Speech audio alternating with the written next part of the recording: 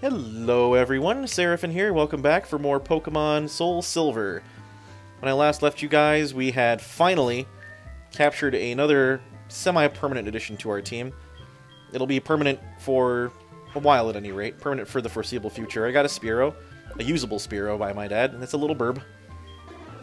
We just captured it, but it already thinks it already thinks it's in charge. That's adorable. At any rate, we're going to attempt to capture a Pidgey on the way out as well. I guess I could get one later down the road, but here's one right here. Look at that. And our Spearow is a little weak right now, but I think he can handle a level 2 Pidgey without getting completely wrecked. In fact, he's already dodging. That's really cool. But I wouldn't mind having a Pidgey just for the sake of my PokéDex. Probably can't take more than one hit from him right now, so we're just going to go ahead and switch right back out to Chikorita. Probably shouldn't have even bothered leaving Spearow in the front, although that'll come in handy later. And if I tackle this thing now, it's going to die, so we're just going to hook a Pokeball at it right as it is. That'll bring us back down to 5, which is not a good number, but that's all I got right now. Alright, and that's Pidgey added to the Pokédex. I don't think there's anything else for me to capture in this route, at least not until nighttime when Hoot Hoot starts showing up. But there's plenty of places to get those. We certainly don't have to do it right here. And that's going to be another 50 minutes till nighttime anyway. So no, we're not going to give a nickname to Pidgey. That's fine. We're just going to roll with it and go into town and get the party healed up. Including our little Mr. Spearow here now. I actually do like Spearow and Fearow quite a bit. Sadly, they're a little bit outclassed by the likes of Doduo and Dodrio. Which sounds weird, right? Because Dodrio, sadly enough, it's stronger and faster, and that's really the only things that Spearow and Fearow have going for them, is their attack and their speed. Pidgeot, or Pidgeotto, Pidgeot, that group, they're more of like the middle ground. They're not quite as powerful or as fast, but they're a lot tankier. Spearow is neither. It's not tanky. It's fast, but it's not tanky. So we don't need this calm one. We'll go and release him. And I'm going to stash Mr. Rattata here. Yep, I do want to continue box operations. We'll stash the Pidgey here, too. And that'll leave us with Chikorita and with Spearow. That's all we need right now. Sadly, we're not playing Heart Gold version because that one has Spinnerack in it, and I would love to have used the Spinnerack, but that's alright. Moving on to Route 30. There are a couple of different things to capture here. We didn't see much of them on the way up, but hopefully we'll see some more now. Oh, more Pidgeys, my favorite. First things first, we're going to try to get some experience on our best bud here. Our new best bud, I should say. But sadly, he's half the level of this Pidgey, so he's probably going to get wrecked. So we'll let Chikorita come in and do the heavy lifting. Now, I'm betting the tackle is still stronger than Razor Leaf, simply because of the power reduction from using a grass-type move on a flying type. This Pidgey's doing more damage than I expected he would.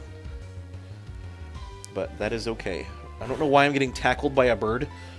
At least Spearow knows Peck and not Tackle. That seems a little weird to me, that Pidgey does not know Peck. In fact, it never learns Peck, which is strange, but what do I know? At any rate, we're going to keep moving on here. There's a random bug catcher guy here, it looks like. Yes, I am wearing the running shoes. Oh, apparently when you run, you attract noise, which draws out more Pokemon. That's interesting. I actually didn't think I knew that. Grab another Gurn Erpikern. So now we have 2 of those. That's cool. We're going to head back up. So you'll notice when I went up to Mr. Pokemon's house, there was actually a split in the road. I could have gone left past a couple of people, but there was actually trainers blocking the way. I do not have that issue any longer. Oh, look, a Weedle. I don't have a Weedle yet. Why don't we go ahead and capture one of those? And because it is a bug and I'm a bird, flying type is super effective against it. It's better not poison me. It'll be really salty. Okay, good. I can get away with pecking it one more time, I think. Poison Sting does not do a lot of damage, but it does have a 10% chance to poison you. And I killed it with a critical hit. Oh well. You win some, you lose some, I guess. That's going to be a level up for Spearow at any rate. Goes to a whopping level 3. Doesn't get any special defense. I'm willing to bet he's got a pretty terrible IV in that.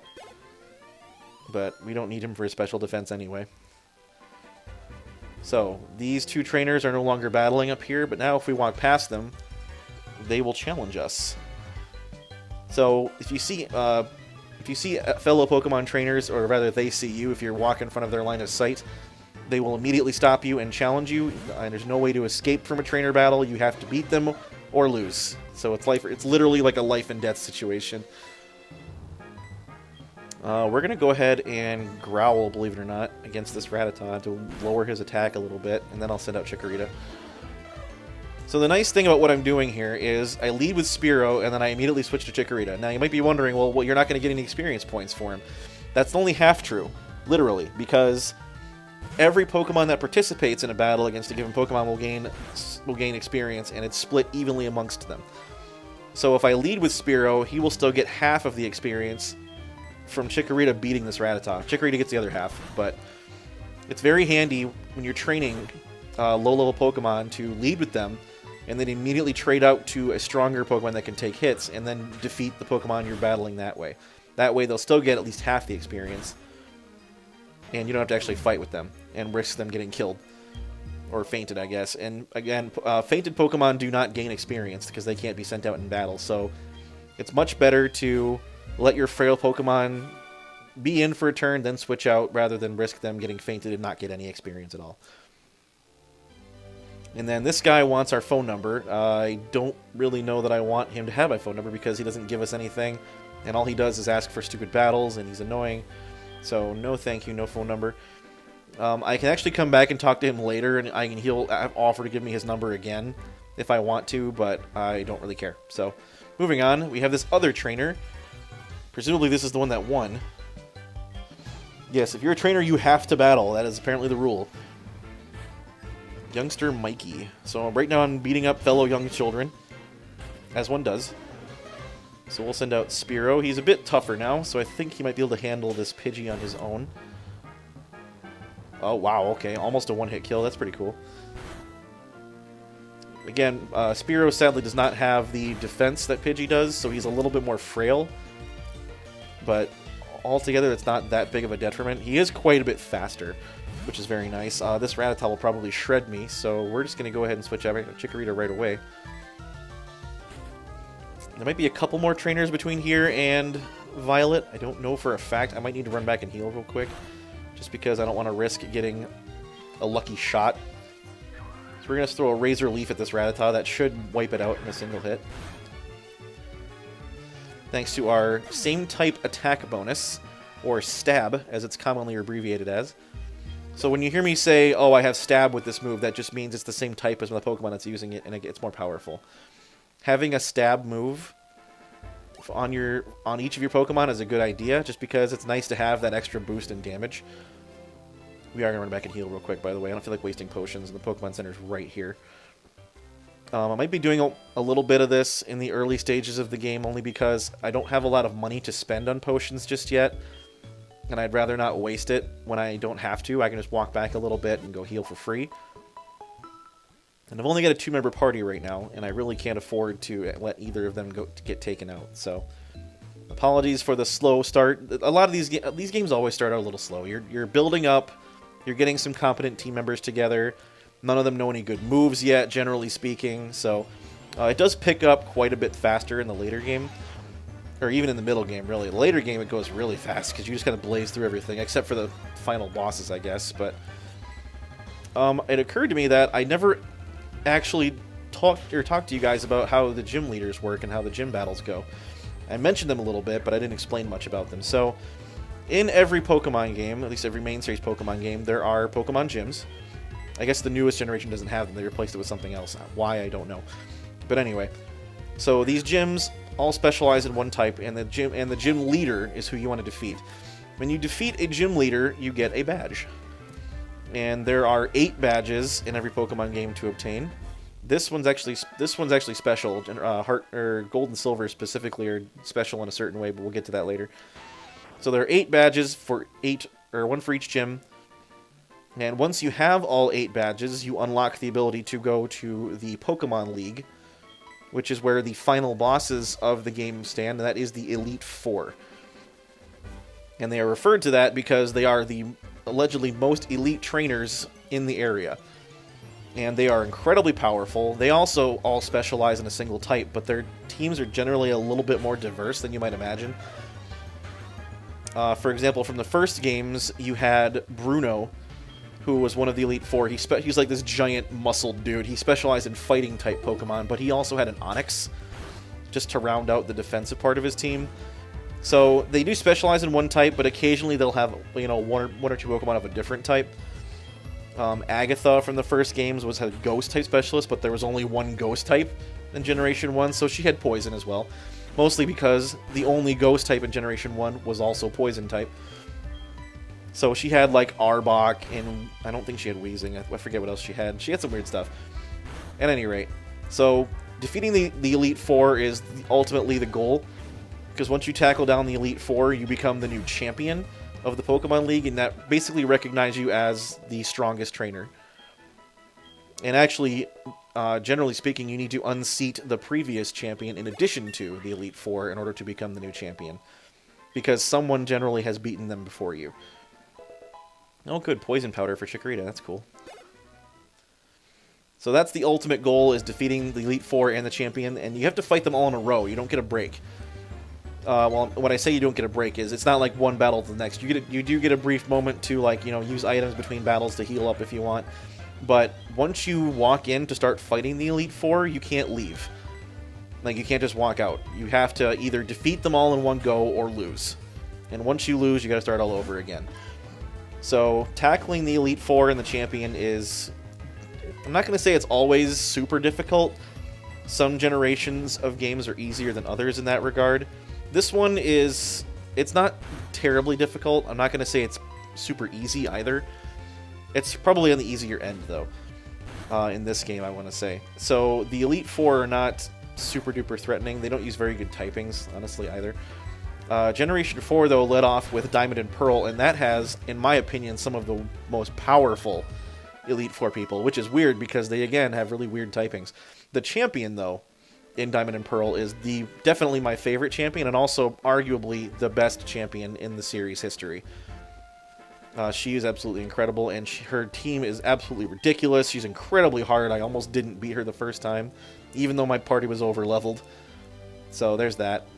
At any rate, moving on, we're going to pass this little girl. She's not actually a trainer. This bug catcher guy with his hat on, however, is a trainer, so he will stop us. Instead of bug Pokemon, I found a trainer. Now, here's the fun thing. As a bug trainer, he uses bug Pokemon, and bugs, as we know, are weak to birds, because birds tend to eat bugs. So Spearow should be able to have a field day with this guy's team, because all he's got is this pathetic little Caterpie. In fact, I almost one-round KO'd him there. But then I get String Shotted instead. String Shot is bad because that dramatically reduces your speed when it's used on you. It actually only looks like it reduces it one stage in this game, but in future generations it reduces it 2. And what does that mean? Stages. So, when you go into a battle, all of your Pokemon stats are at their default levels, so exactly what numbers are printed on their stat sheet. There are some moves that will either increase your own stats temporarily or decrease your opponent's stats. There's some that even decrease your own for a trade-off.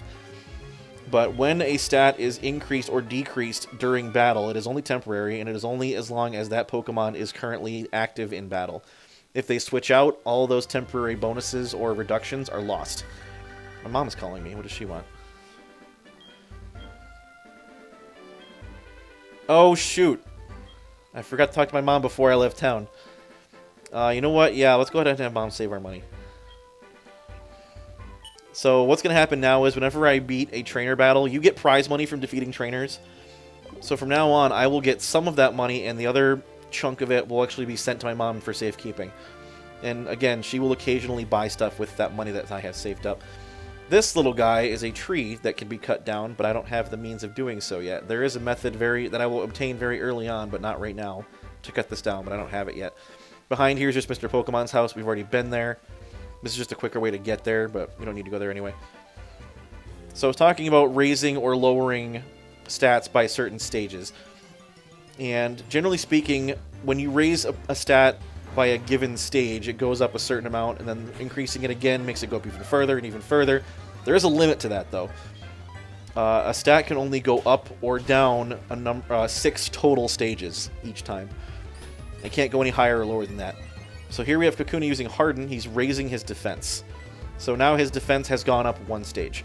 So he can use Harden a total of 6 times and get a +6 stage bonus to his defense, which is incredibly high, by the way. But if he attempts to use the move after that, well, I mean, you can still use the move after that, but it won't do anything. It just won't have any effect. So that Kakuna is down. That's going to be a decent chunk of XP for us. I could have captured that Kakuna for a Pokédex entry, but I might as well just evolve the Weedle. Alright, doing okay so far. So the advantage to raising your own stats in battle is obviously making yourself stronger. And then reducing the enemies obviously makes them weaker. So it's debuffing them or buffing yourself. There is rhyme or reason to doing it. Early on, it's not as important. I would argue that it's much more important later in the game. Early on, you don't really need the added benefit. Not as much at any rate. There also are some moves that will increase or decrease more than 1 stat at a time. For example, Calm Mind is a move that does that. It increases your special attack and your special defense by 1 stage each, which is very neat. And there are also some that increase or decrease stats by 2 stages at once instead of just 1. So for example, Screech is a move that reduces your opponent's defense by 2 stages. So it's basically 2 growls rolled into 1 move, which is why it's called Screech, because it's just a louder, more powerful growl.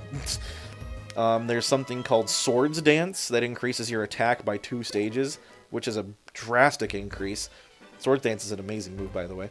Agility will increase your speed by 2 stages. So there's a lot of those. And those are what are called just stat increase moves, or stat affecting moves. They have a special symbol. In fact, I haven't showed you guys that yet. I haven't really had a lot of reason to just yet, but I will shortly. There's another apricorn tree, and what do we get from that? A bulk apricorn.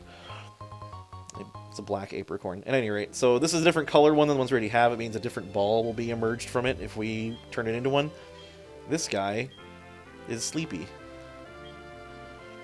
Okay, have fun with your nap. Let's go over here and grab whatever this is. It is another free Pokeball. That's cool. I don't mind having more of those. And then here's another bug catcher for us to utterly decimate with Spearow. You can tell he's a bug catcher because he has the straw hat on. And he has a net. Bug catcher Wade. This guy, I believe, actually does give you something useful when you talk to him, or when you get his phone number. So maybe we'll get his. We're going to go ahead and peck this poor Caterpie into oblivion, because Spearow does not give a single crap.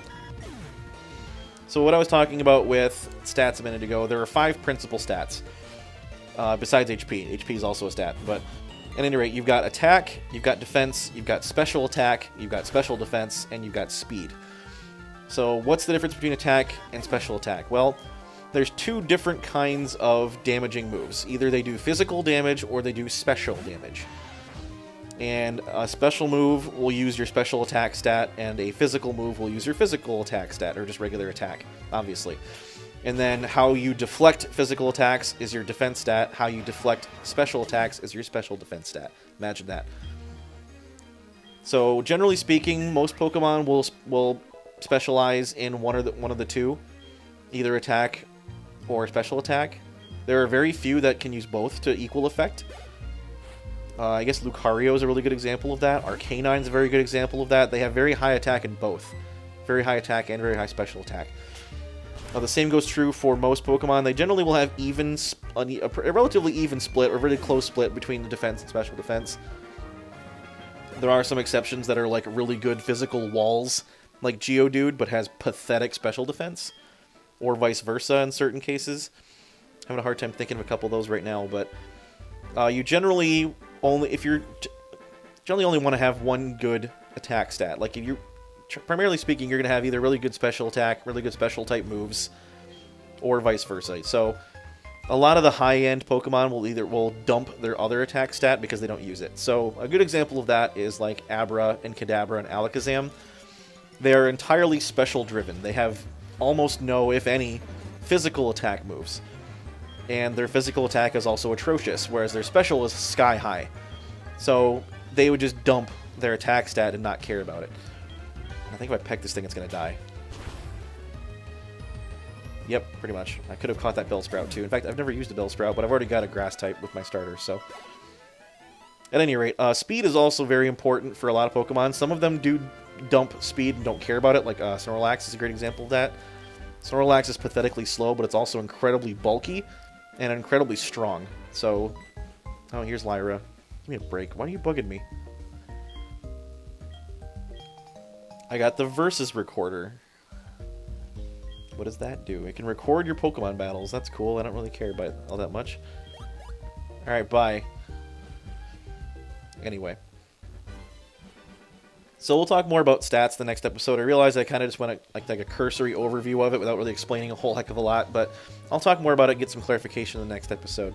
But for now, we're in Violet City. We're going to call it for here, and we will resume with exploring said Violet City in the next episode. So until then, thank you very much for watching. I really do appreciate it. This has been Seraphin. Stay classy, internets.